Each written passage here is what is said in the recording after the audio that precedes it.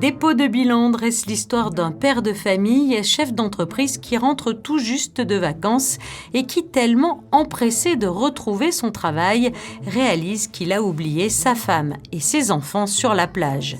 Une pièce pleine de rebondissements, jouée à la perfection et qui lève le voile sur les risques et les conséquences de l'addiction au travail. Je suis parti d'une interview d'une salariée qui a passé 30 ans de sa vie dans la même boîte, une boîte de maintenance en groupe électrogène. Et au départ, je voulais écrire un spectacle sur une épopée sur plein de salariés d'une entreprise.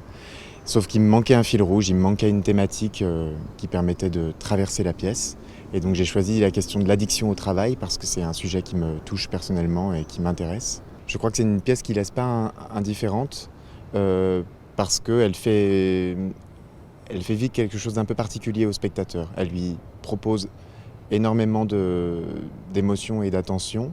Je ne veux pas en dire plus que ça, mais c'est vrai que c'est une pièce qui fait appel à la performance, qui fait appel à la frustration, qui fait appel au choc.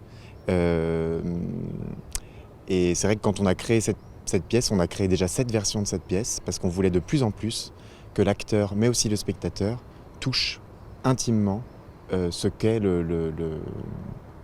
vive intimement ce qu'est le surmenage et le burn-out. Après conseil de classe, c'est découvert lors des 50 ans du festival et cette année dépôt de bilan. À la rentrée, la compagnie La Gueule Ouverte s'attellera à 3 nouvelles créations, une pièce qui parlera de jeux d'enfants, une autre qui concernera l'épopée d'Yves Gamèche et puis enfin une pièce qui fera référence au voisinage.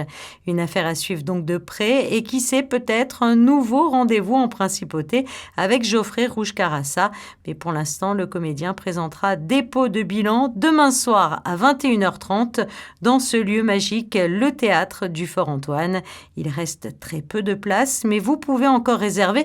Il suffit d'envoyer un message privé via les réseaux sociaux consacrés au théâtre du Fort-Antoine.